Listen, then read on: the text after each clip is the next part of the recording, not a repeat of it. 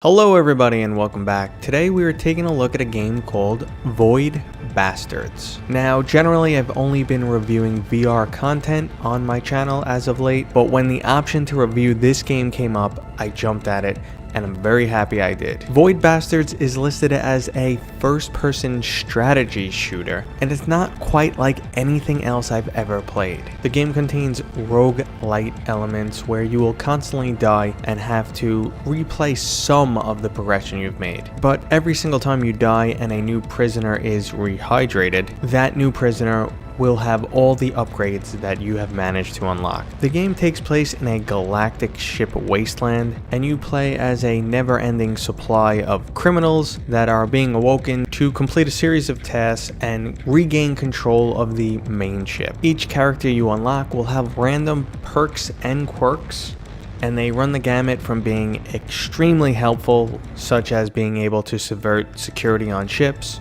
or potentially detrimental, like not being able to see the health of your enemies, or having characters that accidentally pack the wrong gear instead of what you selected. Some of these quirks can even be comical, like short stature, where you are about half the size as you would normally be, and they add a little bit of flair to the game, which is what this game is all about. Everything from the mechanics, the playstyle, and even the graphics are truly unique. There is also a significant amount of strategy in not only maneuvering around the starfield, but also how you want to engage your enemies, what items to pack, what is your best course of action when you board a ship. All of these factor in and either create a exceptional run where you find tons of loot and you get to unlock more upgrades, or you're very quickly killed because you made the wrong decision. The game plays out in phases, which is also listed as depth inside the starfield, and it tends to always play out in a similar scenario. You go in not knowing what to expect, you run into new enemies you've never seen before, you're not quite sure how to fight them. Eventually you either gain the tools or learn some strategy to best defeat these opponents, or just learn how to avoid them. But in the process, you usually die a lot. For example, early on you will learn how to defeat the Taurus, a very simple enemy that if you get too close to explodes, doing significant damage.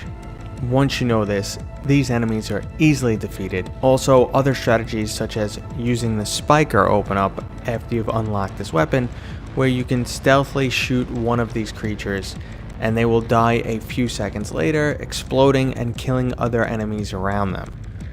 Every time you enter a vessel, you will get some information regarding the enemies on the vessel and if there is any special factors at play for this mission.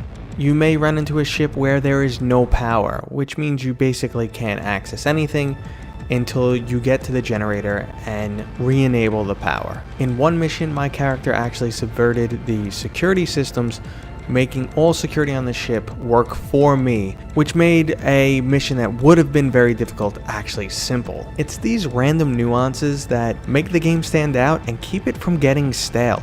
You never know what exactly to expect every time you board a ship. The game also does a good job of creating some significant suspense. There will be times when you are just significantly outgunned, but you are out of options. You need to board a vessel and collect food or fuel, or you're a goner anyway. And it's this desperation that creates that suspense. There's also other scenarios where you are just having a great run.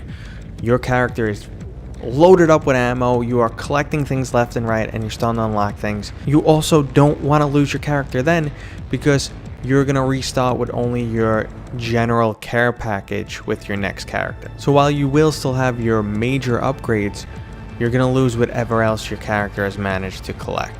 And when you have those random moments where you somehow manage to collect 80 grenades, you kind of feel invincible. But all it takes is being boarded by pirates once to let you know that you're definitely not invincible. Graphically, the game does a great job. It fits in perfectly with the tone of the game, which is not too serious, but also deeply gory and a little twisted. And it also has that nice comic book feel, which is actually how the cutscenes play out in this game. And I just wanted to mention that I also played this game on my Surface Pro 2 while I was traveling, and at low settings this game was completely playable on a system that has no dedicated GPU, so that was nice to see. but the footage shown here is captured from a 1080 Ti in 4K. So in conclusion, if you are looking for something different, not your everyday shooter, I do recommend you check out this game. Something about the gameplay is just mildly addictive, and for some reason it reminds me of when I used to play the Darkest Dungeon. Certain aspects of the risk versus reward, the excitement of when you have a few successful runs, and that little bit of shock and horror when you run into something new and you really have no idea what you're dealing with. Okay guys, as always, I hope you enjoyed this review. If you did, go ahead, give me a thumbs up. Leave a comment letting me know your opinion on anything and everything, and I will see you guys on next time.